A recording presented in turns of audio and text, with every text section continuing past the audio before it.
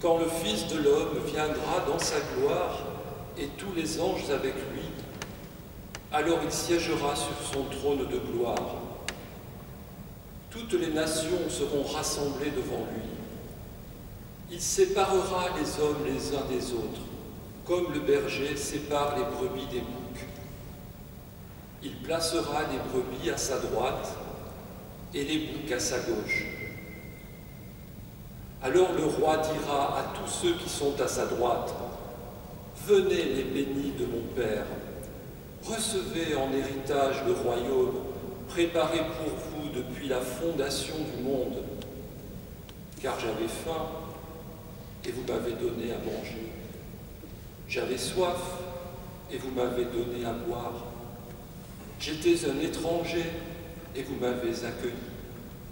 J'étais nu et vous m'avez habillé. J'étais malade et vous m'avez visité. J'étais en prison et vous êtes venus jusqu'à moi. » Alors les justes lui répondront, « Seigneur, quand est-ce que nous t'avons vu? Tu avais donc faim et nous t'avons nourri? Tu avais soif et nous t'avons donné à boire? Tu étais un étranger et nous t'avons accueilli? Tu étais nu et nous t'avons habillé? Tu étais malade ou en prison? Quand sommes-nous venus jusqu'à toi? » Et le roi leur répondra, « Amen, je vous le dis, chaque fois que vous l'avez fait à l'un de ces plus petits de mes frères, c'est à moi que vous l'avez fait. » Alors il dira à ceux qui seront à sa gauche, « Allez-vous-en loin de moi, vous les maudits, dans le feu éternel, préparé pour le diable et ses anges, car j'avais faim et vous ne m'avez pas donné à manger. J'avais soif et vous ne m'avez pas donné à boire. J'étais un étranger et vous ne m'avez pas accueilli. J'étais nu et vous ne m'avez pas habillé. J'étais malade et en prison et vous ne m'avez pas visité. » Alors ils répondront eux aussi, « Seigneur, quand avons-nous vu avoir faim, avoir soif, être nu, étranger, malade ou en prison, sans nous mettre à ton service? » Il leur répondra, « Amen, je vous le dis, chaque fois que vous ne l'avez pas fait à l'un de ces plus petits, c'est à moi que vous ne l'avez pas fait. » Et ils s'en iront, ceux-ci au châtiment éternel et les justes à la vie éternelle. Acclamons la parole de Dieu. Louange à toi, Seigneur Jésus.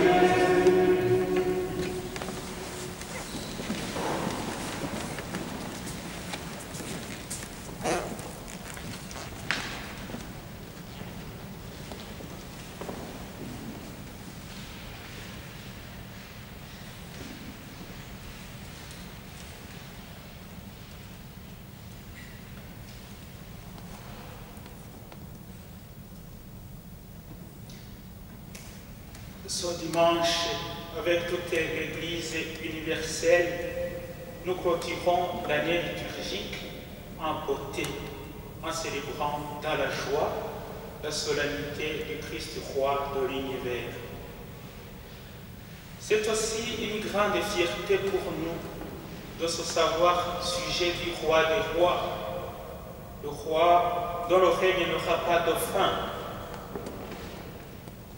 Il y a un chant liturgique qu'on chante chez nous à la solennité du Christ roi qui a ces paroles. Les rois sont succédés par les autres, mais toi, Jésus, ton règne est éternel. Chers frères et sœurs, le choix que nous avons fait est le meilleur. Nous avons bien fait d'être les disciples du Christ. Il nous a dit, « Je ne vous appelle plus serviteurs, mais vous êtes mes amis, car tout ce que j'ai entendu de mon Père, je vous l'ai fait connaître. »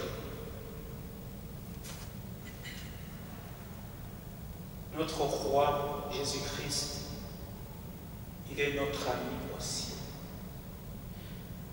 La liturgie aujourd'hui nous a proposé les lectures qui nous aident à comprendre comment, dans son amour, notre roi se fait très proche de nous.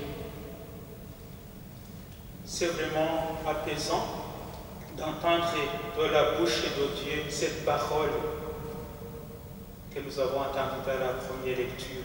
C'est moi qui ferai paître mon troupeau et c'est moi qui le ferai reposer. La brebis perdue, je la chercherai. Égarée, je la ramènerai. Celle qui est blessée, je la panserai. Celle qui est malade, je lui rendrai des forces. Le Seigneur est un pasteur qui prend soin de son troupeau.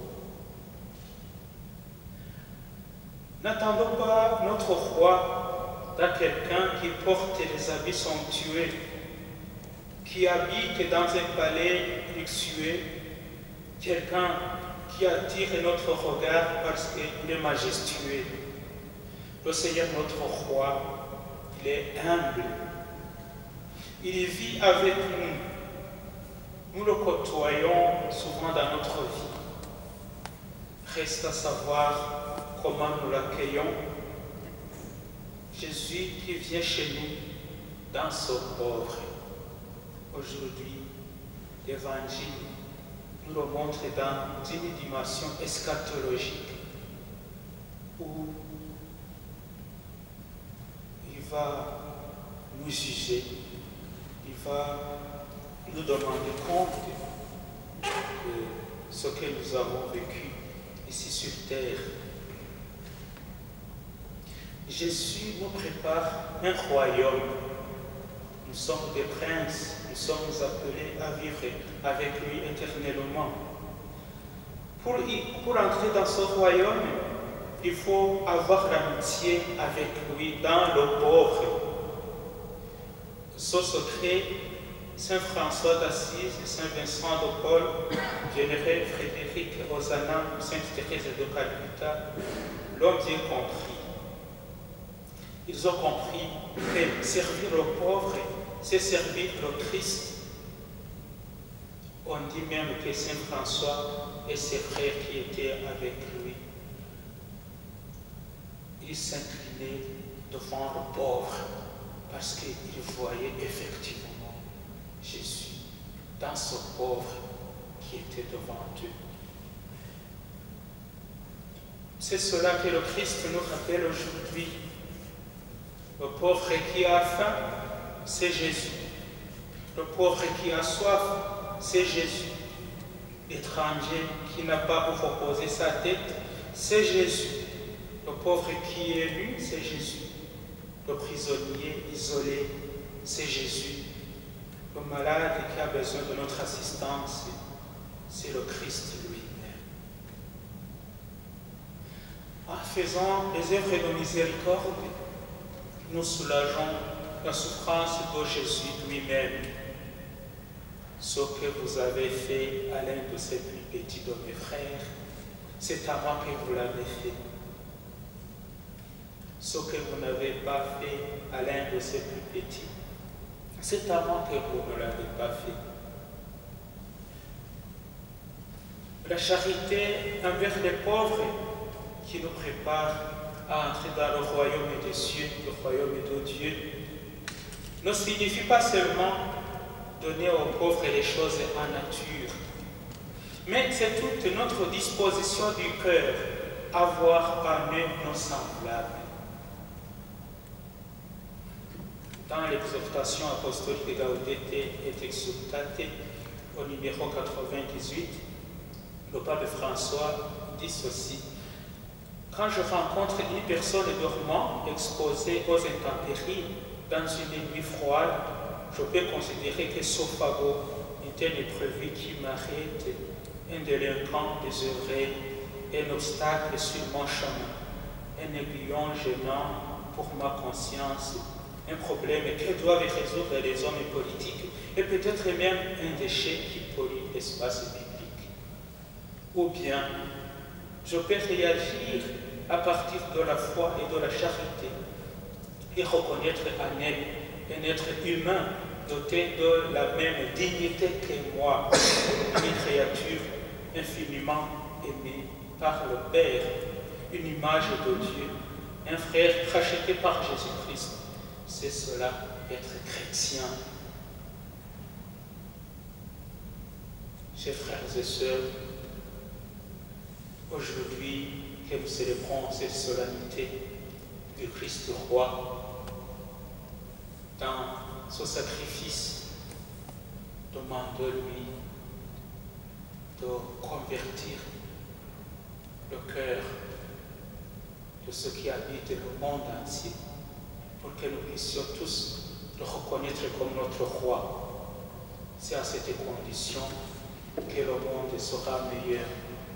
C'est à cette condition que nous aurons la paix. C'est à cette condition que nous ne souffrirons plus des calamités et des fléaux qui nous envahissent souvent.